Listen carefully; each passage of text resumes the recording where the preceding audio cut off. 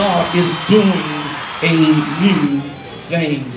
Brothers and sisters, sons and daughters, I believe the Lord has something tremendous in store for us in the days ahead.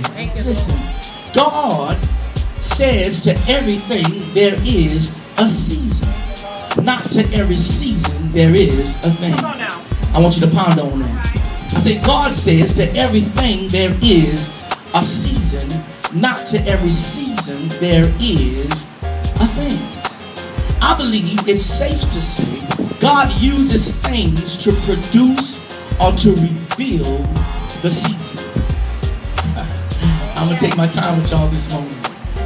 I'm going to say it one more time. I said I believe it's safe to say God uses things to produce or to reveal the season. See, we are, listen now, inclined to look at the season to bring new things.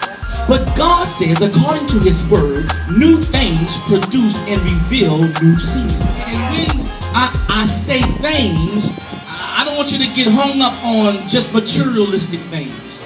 See, sometimes your thing could be your family. Sometimes your thing could be your business. Sometimes your thing could be a relationship. See, there is simply no end to the things of God. However, brothers and sisters, sons and daughters, if there is no new things or different things, how can we expect, watch this now, a new or a different season? Truth would be told, God has been trying to get some people into their due season so long that it is now, watch this now, it is no longer their due season, but it is their past due season.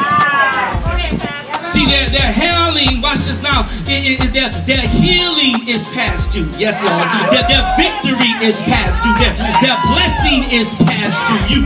You know, watch this now, where you're supposed to be so far along in God, but if the truth be told, that is past due. I'm stopped by to tell somebody that you got to stop living in the past due season. See, we saying, watch this now, he comes, watch this now, he may not come when you want him to come, but he's always right on time.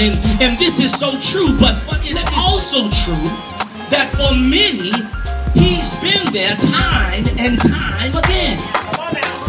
See, in their lives, but if the truth were to be told, they treat him like the little town of Bethlehem when Jesus showed up there. See, they had no room for him.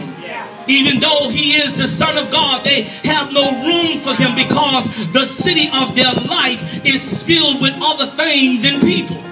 Sometimes God say, I'm present. I'm a present help in time of need. But if the truth be told, somebody right along through here may not be in this building. You might be listening to CD, or you might be peeping in on Facebook or looking at YouTube. See, God said, you treat me like the little town of Bethlehem. He said, when I come in, you just have too many other things you're concerned about. You have too many other people in your life that you don't even want to let me in. He said, and if you just let me in, then you're gonna win. There is a new thing God has ordered for you and for me, but delivery, this is gonna bless you when I say this, but delivery can't come because we are still occupied with things whose season is over.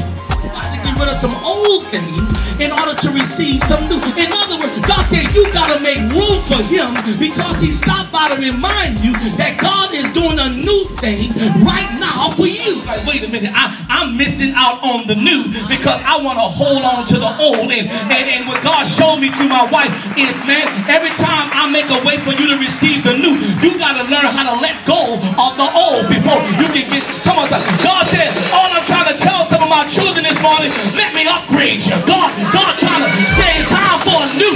Let me upgrade your attitude. God said, I'm trying to do something new. Let me upgrade your vision. God said, I'm trying to do something new. Let me upgrade your money. God said, I'm trying to do something new. Let me upgrade your health. God said, I'm trying to do something new. Let me upgrade your relationship. Because God is doing a new thing. Come to tell somebody, stop focusing on your downfalls. Stop focusing on your past mistakes. Stop focusing on the things you messed up on.